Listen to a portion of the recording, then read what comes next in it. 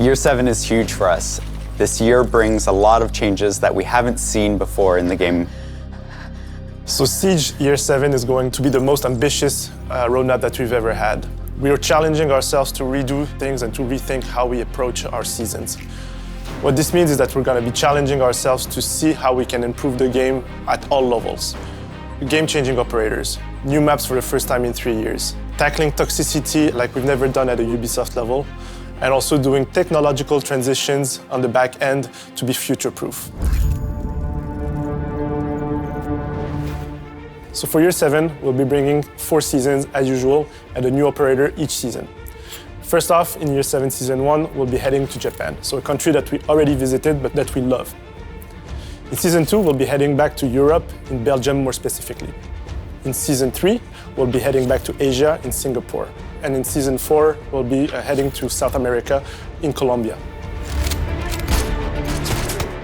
First off, in Season 1, we'll be doing an Irish Country Club map. In Season 2, we'll be bringing a new map, which is a team deathmatch map set in Greece. In Season 3, finally, we'll be heading to Singapore. So there will be 2 versions of the Year Pass, the Year 7 Pass and the Year 7 Premium Pass. We know that a lot of players like the one-stop purchase that was the Year Pass. This is why we're bringing it back for a time-limited period. This will give you the access to the 4 operators in early access like before, exclusive customization, and access to the 4 Battle Pass. Player Protection, c'est un sujet qui est très important pour nous. Nous avons travaillé sur un set d'options. Avec le lancement de la saison 1, nous ferons aussi des améliorations au niveau de la détection des abus qui sont effectués par des joueurs et qui déconnectent juste après les avoir faits. En saison 2, nous allons nous attaquer aux récidivistes qui abusent du Friendly Fire. L'abus du Reverse Friendly Fire est aussi quelque chose que nous n'acceptons pas. La résultante de cette sanction est induite par le fait de ne plus pouvoir faire de Friendly Fire à travers un match sur une durée long terme. Nous allons appliquer ce système-là aussi au voice chat, mais aussi au chat écrit. À partir de ce moment-là, nous allons ajouter des options de reporting au sein du match replay. Nous vous avons entendu, nous savons qu'il est important de pouvoir reporter des joueurs qui ont fait du harassment, de la toxicité ou qui ont généré du cheating. Aussi, avec la saison 3, nous ferons l'introduction du Reputation Score et avec le lancement de saison 4, un système de récompenses et de sanctions commencera à être déployé. Notre but, avec cet ensemble, est de bloquer les récidivistes et de fournir un environnement qui soit plus sécuritaire et fair. Donc à présent, on a une équipe dédiée pour s'occuper de l'expérience console. Donc ce qu'on veut, c'est rajouter une gamme d'options pour le joueur afin qu'il puisse tweaker, paramétrer sa manette. Donc en ce qui concerne la visée, c'est plus dur de viser et de contrôler avec une manette par rapport à un clavier souris. Donc déjà, on veut séparer les réglages entre juste regarder et la DS, de pouvoir paramétrer les vitesses de rotation. Et à partir de là aussi, le joueur pourra trouver ce qui lui correspond le mieux. On veut davantage personnaliser les recalls sur console. Parce qu'aujourd'hui, on applique une valeur stricte arbitraire de 20% en moins de recall pour les joueurs console et on veut sortir de ça. Donc on veut vraiment prendre les weapons et puis les paramétrer de manière individuelle, comme on le fait déjà sur PC. Donc le champ de vision sur console est restreint. Les joueurs PC peuvent paramétrer le champ de vision de 60 à 90. Par contre, sur console, les joueurs sont bloqués à 60 et n'ont pas de possibilité de pouvoir jouer avec ce chiffre. Donc ça, c'est une frustration pour les joueurs. C'est quelque chose qu'ils demandent depuis très longtemps. Donc je suis contente de dire qu'on est en train de travailler dessus. Et donc là, ça va offrir plus de confort pour le joueur parce que finalement, ça va élargir le champ de vision. Donc ils vont pouvoir voir des choses, plus de choses, d'éléments autour d'eux. Alors pour régler le champ de vision, l'idée c'est d'avoir comme sur la version PC, avoir un slider. Il y a vraiment l'aspect tactique et de voir des éléments en plus et donc de pouvoir plus vite réagir. Donc ce qui est très important dans notre jeu. Siege is a complex game, so it's going to require multiple angles for us to work on in order to ultimately introduce new players to Siege or to help players returning to Siege notice what's different about since the last time they played. A few facets that we're looking into, one would be learn areas. So the first of which would be at the shooting range. So these are playable spaces that the players can enter and they can practice, they can train, they can learn by doing. So that way players are actually getting hands-on in these learning experiences without the pressure of being within a match. You know, the ticking timer, the fear of contribution towards your team. We want to give players a space where they can set aside some time and they can learn and they can discover and use this information to better themselves in Siege. Some of the new onboarding tools we're working on are operator tips. Operator tips are going to be accessible whether in your operator album or even in match, which allow you to pull up information about each operator and tell you a little bit more about either the operator itself, the gadgets that they come ready to use, as well as the secondary gadgets and anything that might be specific to attacker or defender. So for year 7, we are adding 3 main things. So first, we will add a team deathmatch playlist to the offer. Then we will revamp the rank experience and also add the permanent arcade playlist. Today, the team is not very happy about 2 things on rank.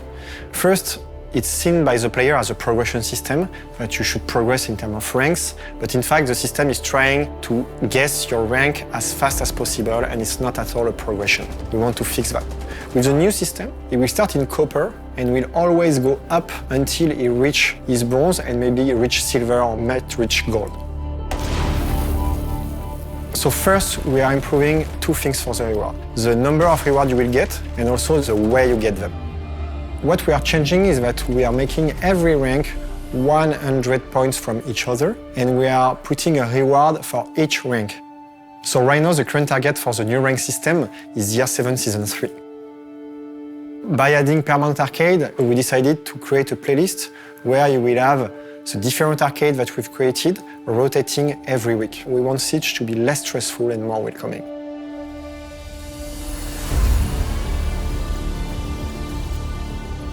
En termes de balancing, notre philosophie est toujours la même, hein, c'est d'assurer une expérience juste et équilibrée. Pour l'année 7, on a beaucoup de rework. Donc d'abord, en ce qui concerne les opérateurs, donc on a déjà communiqué sur Valkyrie et Goyo qui vont arriver début d'année. Mais aussi, nous travaillons par exemple sur Zero pour que sa caméra n'auto-perce plus automatiquement la surface, mais que ça soit un choix du joueur, donc que ça soit manuel. Nous avons aussi Bandit, donc de pouvoir déployer une batterie, plusieurs batteries sur un même mur. Nous avons Dokebi, donc Dokebi qui puisse affecter les joueurs éliminés par son appel. Et le gros rework là en cours, c'est Thatcher.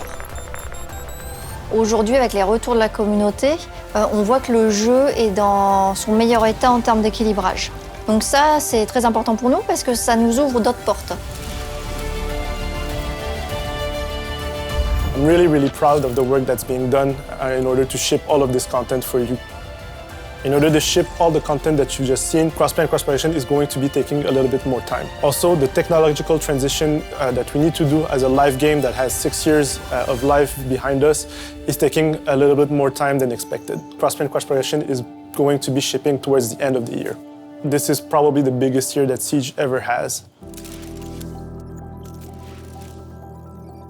When it comes to the competitive roadmap for this coming year, we'll be heading to different regions across the year. For our first major, we'll be traveling to North America. The second major in August, we'll be heading to Europe or maybe Middle East. And the last major in November, we're going back to the Asia-Pacific region. Our team has also been making long-term plans in terms of the 6th Invitational. We know that starting in 2024, the SI will travel the world. We're also adjusting the tier system of R6 Share. We'll now be having only 2 different tiers for our partner organizations. Tier 1 will have 15 allocated slots, meaning that more teams will have the full bundle of items. Every other organization will fall into the Tier 2 category. This means that overall there will be more items for you to purchase and to support your favorite players and teams. These were the high-level updates for R6 Esports in 2022. But we have a lot more information coming up on our website and our social media channels. We've had a difficult time these last couple of years working from home through the pandemic. The thing that stands out the most is the resiliency that this game has, that the development team has. We're still bringing a lot of exciting content to the game, and we're going to have our best year ahead, onboarding, new maps, player behavior. We're really excited to bring things that are going to be talking to all of our player base. Whether you're a casual player to a pro players, this is the commitment that we're doing this year. With year 7, the entire Siege team is excited and ambitious. We want to deliver more. We really want to make sure that everybody who is playing the game feels like they belong, that they can still contribute to the game, and the game's still fun to play on top of that core. The roadmap brings a lot of visibility, and we also want to continue our improvement in communicating with you, the community, and the players. So you'll see the roadmap change every single season as we update it when we want to add new things, but also with the nature of a live game, things do change and we do shuffle things around. So you'll see at the start of every season, we're going to update this message and make sure that you're up to date with what we're doing. I love this game. We'll always try to push ourselves to do better and to give more to you, the community. And that's our promise to you. Siege is here to stay.